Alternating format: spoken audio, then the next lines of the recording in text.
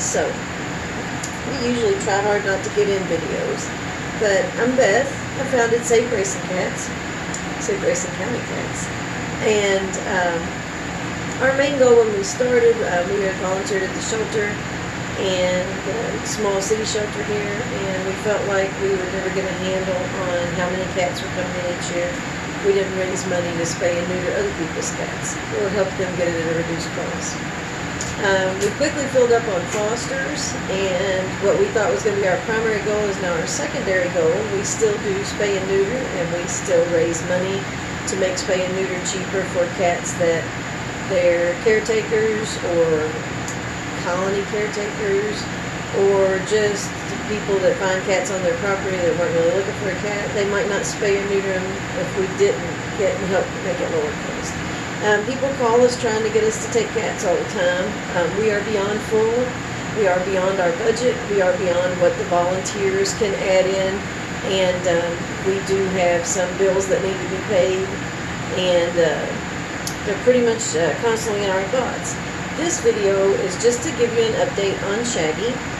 We took him in because someone called us from one of the lakes here in the county and said that a kitten was there that was injured and bleeding, and we asked them if they could keep it inside and safe for the night because I was already leaving for work that day and I worked quite late.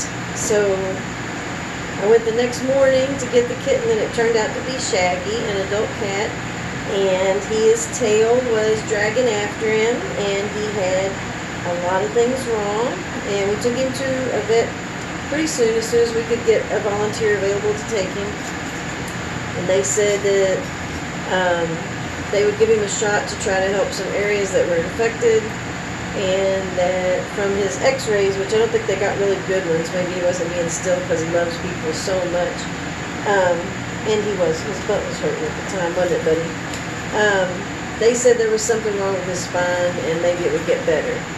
But Shaggy kept having more trouble. His behind was more and more raw. And we took him to another vet last weekend, which was the last weekend in June. And they said he definitely had a deviated spine. He's had an injury either from something or someone hitting him or car or something like that. He's going to look pretty funny if you see him turn around in this longer video because I had to shave everything to help keep it clean. He had skin that was infected from his exudate coming out of his anus, and he couldn't get poop out.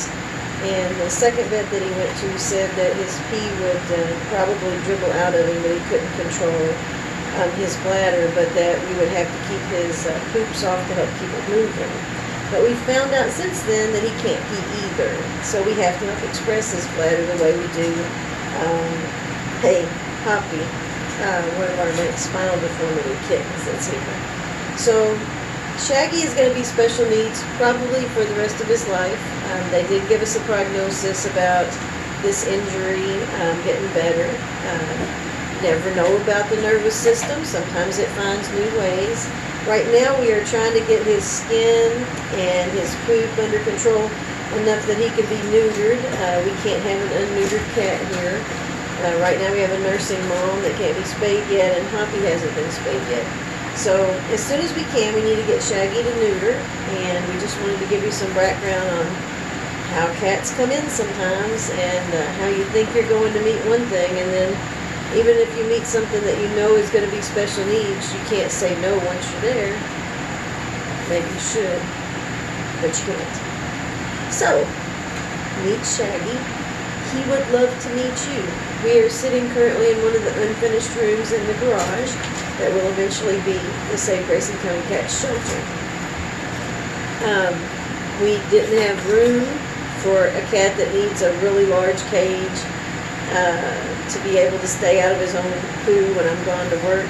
So his cage is set up in this unfinished room, and we have a special kind of air conditioner that's just running through the wall right now until we get the windows finished. It'll take some time for me to work enough to get central heat and air in here, so we will have window unit air conditioners for probably the first year here on the first floor. And we're going to finish this video with a quick look at the air conditioner where Shaggy's staying, and his big cage that was donated.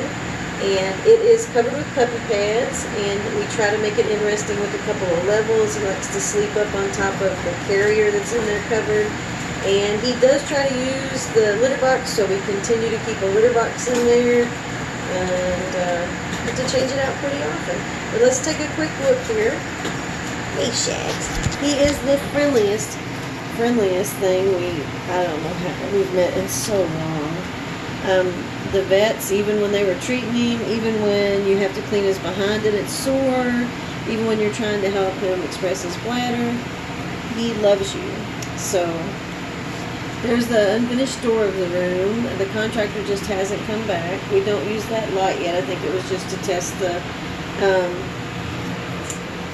wiring that the electrician was doing. There is the kind of air conditioner that we're using. He's rolling around in my lap. There's the kind of air conditioner that we're using. It's connected to the outside. And there is Shaggy's very large cage that was donated. And we also got a larger cage donated for the 3 kittens that were abandoned on the porch a few weeks ago. So that gives them a little more room. The healthiest will probably be spayed or neutered July 15th. And they will need sponsors. Is your ear bothering you?